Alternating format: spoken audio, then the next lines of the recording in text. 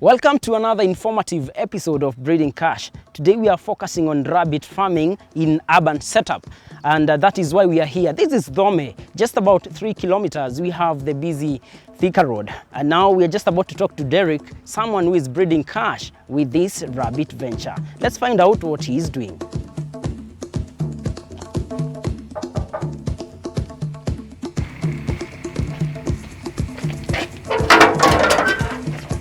Yes, Derrick, hi. Nzuri sana, karibu sana. Kwa salama? Niko fiti, labda wewe. Wow.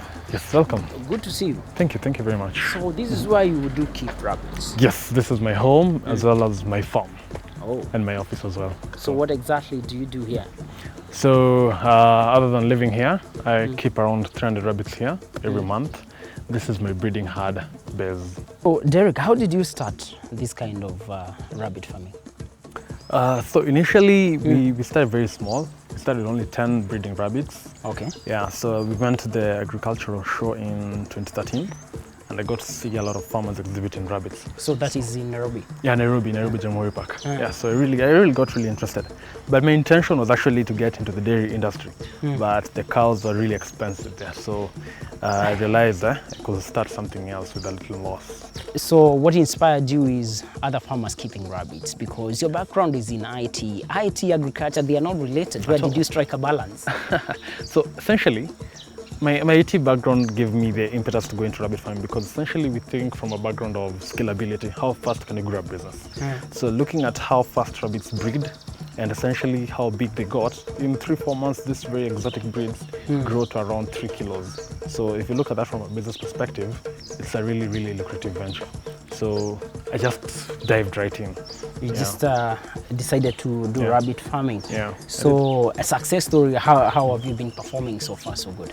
So we've been exactly 1 year and a month now. So from 10 rabbits, we produce 300 rabbits every month.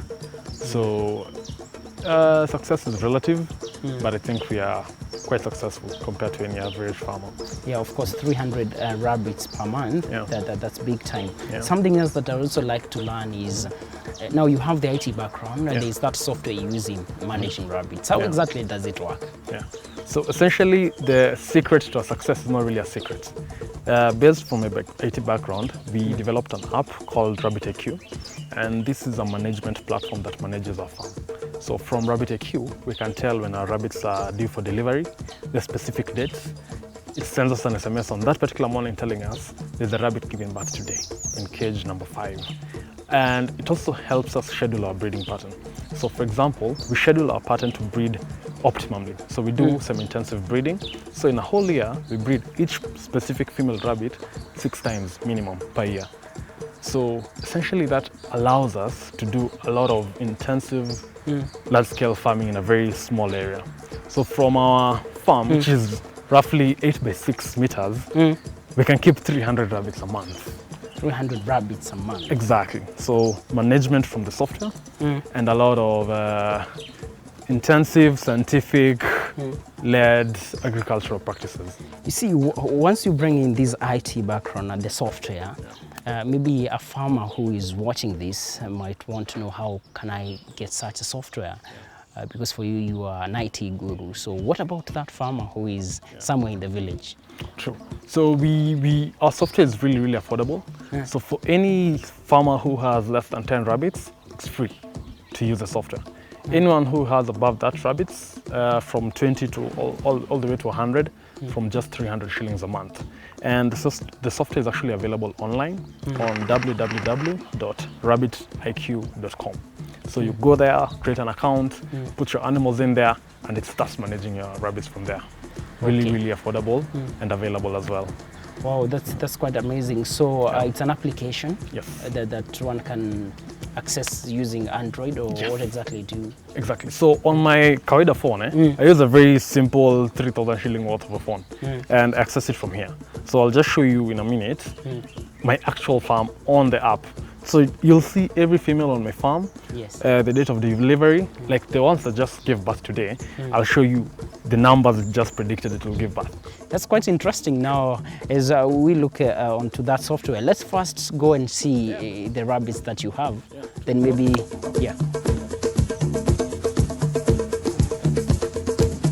Yeah, this is where the farm is.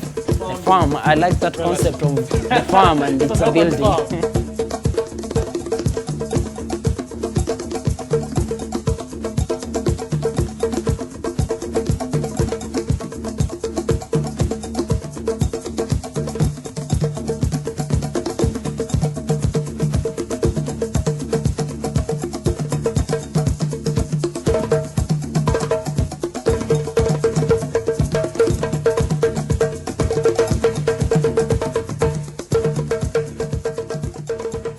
RabbitIQ is a very simple software. So you just log in, you put your animals on the system, you just register them. So what it does, it will create a breeding schedule for each individual animal. So assuming you have 100 rabbits on your farm, so it will optimally create a breeding schedule for each individual animal, telling you animal number 1 should breed on Saturday, animal number 2 will breed on Tuesday. Essentially, that maximizes your profitability. So using that data, ikifika time ya kubreed, it will send you an SMS on your phone telling you breed rabbit number 4 as you had scheduled it for breeding on a specific date. So that is how we generate information. Are you in agribusiness or in technology? Because now it seems you are breeding cash from both sides. Which side is more? All these other things, technology is a tool. Agriculture is the opportunity. But essentially, I am in business. So if I was breeding rabbits or poultry or pigs, or if I was generating building stalls from aquarium, I'll use similar tools in a different way. So essentially, I am in business.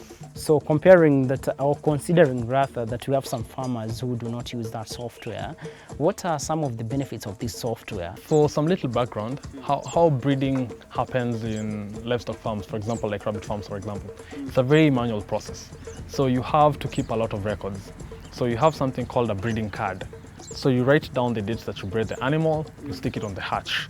So every morning you go there and then you confirm, is today the date I wrote? Nazaleo apana. So you give it food and then you leave. Second day you come, you do that. And then let's you write again on the thing. So imagine if you're keeping 10 animals, probably you can do that. Imagine if you're doing an intensive farm, you have 600 animals. You cannot go about doing such. And imagine your karatasi kija, you file it and put it aside. Essentially, that is data that is just buried on top of more data. So what we do is, on our app, all data is entered in a very easy manner. So you select, you just click a button. I've bred it today, you serve it today. It creates the calendar schedule for it, telling you when it will give birth. So it removes the inefficiencies of calculating dates for you. It schedules your animals optimally. It shows you the data that is on your farm. It reminds you when the action is actually taking place. So you don't have to remember. So regardless, there's a lot of side hustling that we do. So you're running a rabbit farm here, you're running an M-Pesa somewhere, so you're never at the farm full time, so you don't really remember. So the reminder part is, I think, one of the key things there, because it reminds you when something is happening, and that is critical in livestock breeding. Yeah. So other than that, a lot of farmers have been struggling with finding markets for their animals. So, yeah, markets. So for farmers who enter their records on our system, when, for example, a customer requests, places an order for 100 rabbits. So the order goes through our system. It looks for any farm on the system who has ready animals, and it sends them an SMS telling them, hey, can you supply this particular order quantity at this price? So we have a marketing feature that is tailored to farmers directly. So the benefit of keeping your data live and in good shape is you get a market for your animals.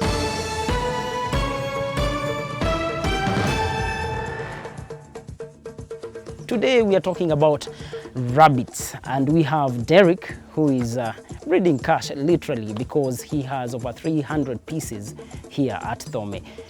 Derrick, we're talking about technology, but now let's just shift gears a bit and go to feeds.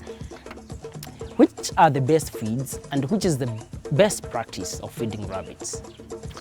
So in terms of feeding is crucial in how you produce your animals, because if you do improper feeding, they don't gain weight as fast as they can, then you burn more cash and you're not able to meet your demand as well.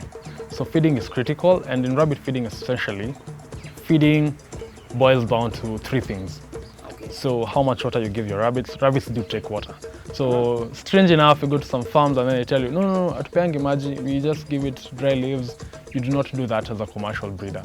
Because someone would argue the main reason why, for instance, cows are given a lot of water is because of milk, but for rabbits there's no milk, so why water?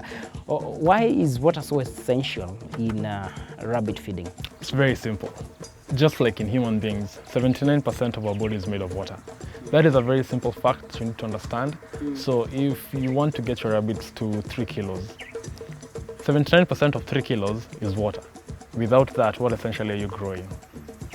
A bag of bones. Oh, so sure. what you need is to give it, like our rabbits on our farm, they take up to a half a liter of water a day minimum. So that helps them gain up to 2 kilos in just 3 months. Imagine a 2 kilo rabbit from birth to 3 months. Yeah. So we give it half a liter of water per day. We give it dry hay, so we don't give it leaves or kales or other leftovers from farms. We give it really good grass hay. So either grass hay, a little of wheat hay, and we give it Lucerne grass. So Lucerne is really high in protein and it helps them develop the bones. So they gain weight quite fast. So Lucerne, hay, water. That's one part. The other part is pellets. So commercial rabbit pellets help them gain, for example, very nutritious elements that lack in the other food. So it's compressed food, but essentially the pellets are just made of wheat, some soy in it, some fish meal. So that essentially gives them the ability to convert food more efficiently. I'm tempted to bring in the point of market, because you've talked of so many things that you need to consider when feeding rabbits. So that means the cost of raising the rabbit might be a bit higher. How is that cost of raising rabbit versus what you get from the market? So this is where technology comes in to help you a lot, because when we started, essentially, we had a very small farm and the costs of maintaining a small farm are really high. So just putting some data on our system, we realized that economies of scale can help you really reduce your cost. So from breeding 10 rabbits a month to breeding 80 rabbits a month, we realized we reduced our costs per month up to 60%. So we were able to reduce the cost of our meat from 1,000 shillings to 600 shillings, profitably. That's the catch, profitably. So imagine someone who's raising 20 rabbits in Githunguri and selling them for 1,000 versus someone who's selling the same commodity for 600 shillings less and still making a profit. Oh, yeah. So that's the catch. So for you to make it big in rabbit farming, Yeah. you cannot afford to start small. That's what you are saying? Yes. So essentially, small is relative. So what is small? 20 is small for someone, 60 is small for someone else. So the commercial profitability of a rabbit farm is dependent on the number of females you have on that farm. So females, we call them does in a rabbit farm. So a farm with less than 20 breeding does in a month, not 20 does in the whole herd, 20 breeding does a month, it will be very hard for you to break even, let alone make a profit. So you'll do the business for 1 year, 2 years, you're not making any money. So you're just pushing in money into the business. So you really, really will burn your fingers. So from doing this business for a whole year and a half, making a lot of mistakes, we didn't start out really perfectly. So we made a lot of mistakes. And the beauty of making mistakes is you learn. So we learned from that and we realized that if you're doing up to around 60 breeding females a month, we can produce 400 rabbits at a lower cost than anyone else in the market. Regardless of the price of food, we can really, really reduce that market price. And essentially, for me, small will be 30 rabbits. 30 rabbits. Yes, that is the optimum minimum for, that you can yeah. start. If for you want to break start, even. yeah. If you want to start with around 30. So that's the best way to learn. Now let's go to matters to do with disease control. In some, in some farming, they are a bit tricky, and to be very specific, for instance, I talk with poultry farmers and they say that disease control is a nightmare for them. What about rabbits? I think it goes the same way for us even. But for us, disease is not a really big factor in it. It's a management aspect of the business. So rabbits require really meticulous cleaning in the place. So you have to clean the feeding pots every day. If you don't do that, bacterial infections will follow. So a very easy way of preventing disease is just mitigating them by just maintaining hygiene. So cleaning the houses every day, cleaning the feeding pots every day. So we try and limit the use of antibiotics on our farm completely. And we're really trying to really eradicate it just for the ease of really breeding really good meat. So we don't want to do any form of antibiotics. So you've talked of hygiene. It's something that one or a farmer must do to make sure that the rabbits are not infected. Now, apart from the hygiene, when we were there, I realized there is quite a funny stench. Yeah. Does that not affect the rabbits? So in some cases, actually does. So that is ammonia.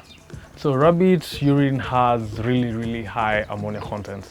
And in some applications, that is very good because it is very strong, cheap foliar fertilizer. So that is actually money in there. Oh. That is fertilizer. So the manure itself is very high in nitrogen. It's one of the best. And the best thing about the rabbit manure is that you don't have to decompose it to use it on the farm, unlike cow dung or anything else. Yes. So you just use it straight in its pellet form on the farm.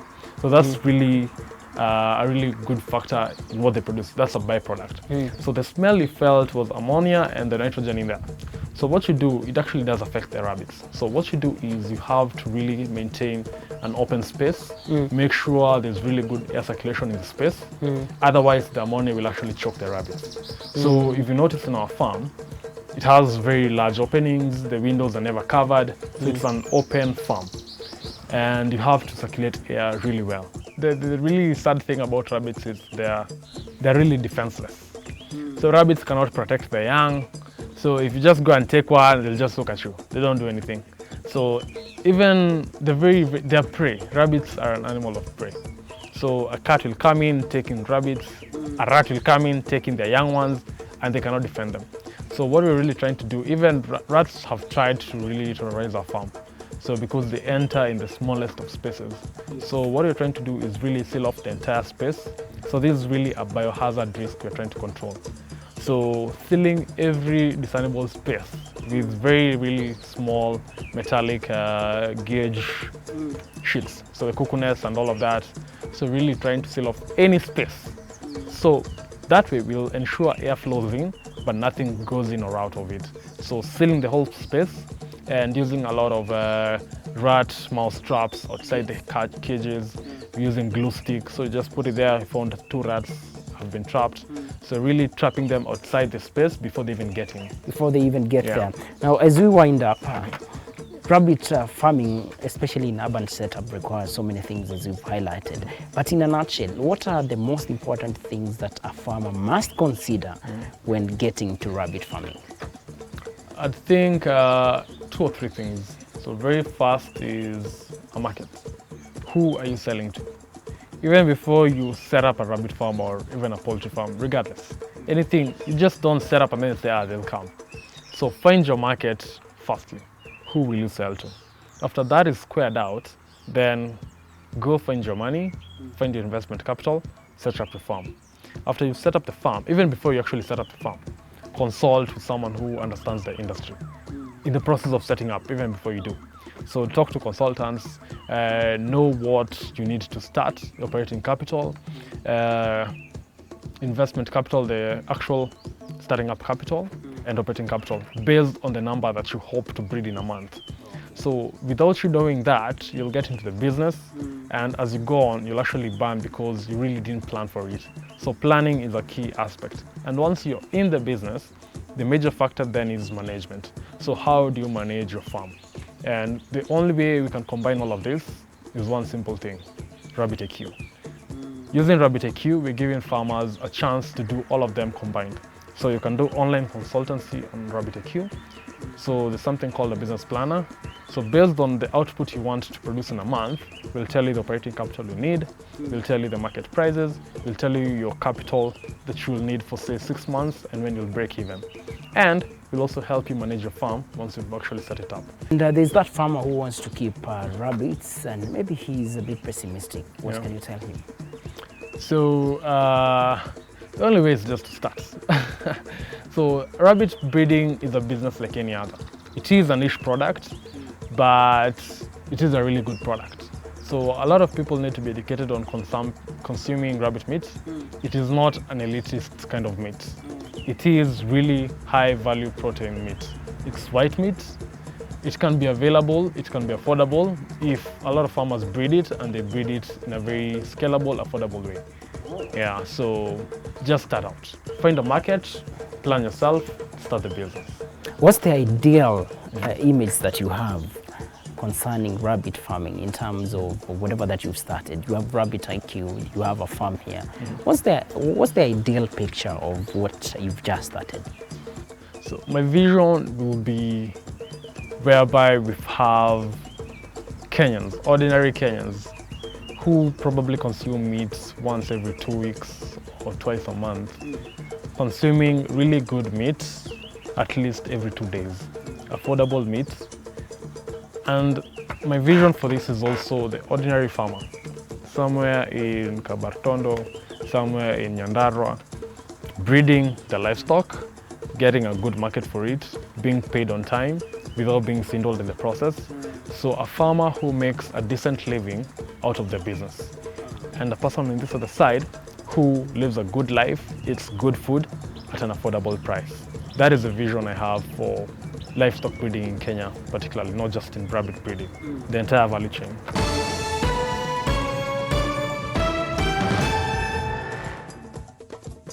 Well, now you know what it takes for you to have such a product at the end of the day. You have to consider mobile technology in management for you to succeed. Remember, you can always give us feedback. Our SMS line is 20058 and on Twitter is Breeding Cash. See you next time.